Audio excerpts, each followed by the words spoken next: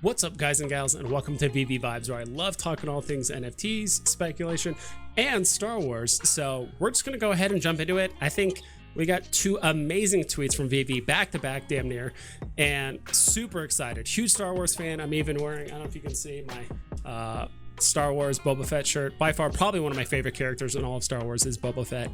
But regardless, I think a lot of people saw this coming. I mean, Veve tweeted it. Veve official Twitter teased it a ton. David Yu even talked about multiple times, hey, Star Wars Celebration. I think at two or three different tweets he actually mentioned it. And then Alex G also teasing it earlier this month as well, talking about May and space and all that kind of stuff. So super exciting stuff. So this first tweet is talking about the Star Wars Celebration weekend.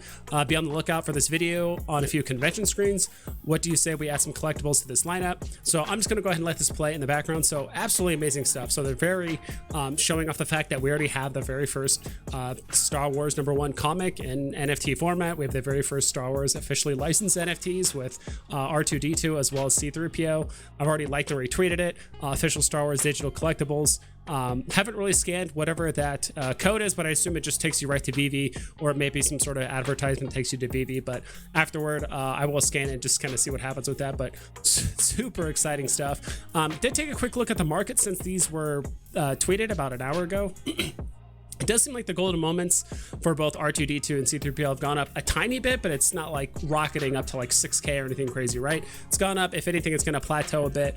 But this next tweet really takes the cake, and in my honest opinion, I still don't think we're done with Star Wars, hopefully. So a few things in the Star Wars galaxy are as immediately recognizable as a lightsaber, beginning with some of the most important lightsabers from the Skywalker Saga Series 1.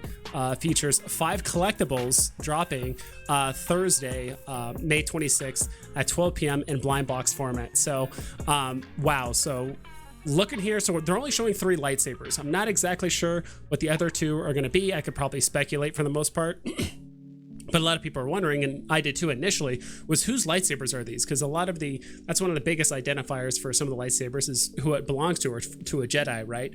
For the most part. So I think this first one's pretty obvious. I did pull up some YouTube pictures looking up some names of who I think it's going to be, but I think I pretty much narrowed down these 3 and can kind of speculate who the next 2 are going to be, because it does say there's going to be 5 of them in a blind box format.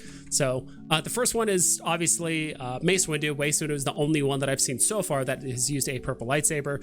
You can even see it has like the vertical like black lines. It has the gold horizontal and also kind of like a gold part that's towards the top as well. So I do think for the most part that first one is obviously Mace Windu's lightsaber, because I think the biggest giveaway is the fact that it is purple. The next one's actually Anakin, so it's the blue one in the middle there. So the middle one is actually, I believe it's like young Anakin. I mean, just Anakin while he was training to be a Jedi Knight. You can kind of see that black vertical lines towards the bottom, and then it's pretty blank towards the middle. It's a lot of gray showing and a little bit of gold. If we go back to here, you can kind of see the same thing here. It's like the vertical black lines, kind of blank in the middle. This next one did take me a little bit to figure out who it was, but it is Yoda's lightsaber. It was the same length as all the other ones, so I just kind of assumed it was someone else, because there's actually all the way up until Mace Windu, Samuel L. Jackson requested a purple lightsaber. Jedi just used green and blue, and that was it. That was the only lightsabers. So it could have belonged to anyone. It could have been Luke's. It could have been a few others. But this one is Yoda's, because just the way it is laid out. Again, the vertical black lines. It also has kind of some other identifiers like towards the middle of the lightsaber. But I think for the most part, this one on the far right side does look to be Yoda's lightsaber. So that just leaves 2 left. Who else is left? In my opinion, I think the only 2 that can really be left that are part of the Star Wars, Skywalker saga. I think we're going to get 2. One is Obi-Wan's. I think that just makes sense, because now that we're having the Obi-Wan show come out, he's also one of the most prevalent characters. He's actually been around for all 6 movies of the trilogy, even though the last one he was around as a Force ghost, or the last 2, I guess, technically. But he was still there, and so he's definitely an important character in Star Wars, obviously. And I think it just makes sense that the very last, hopefully it could be the secret rare, but it's going to be Vader's lightsaber. It's just going to be red. It's going to look sick. I should probably look it up.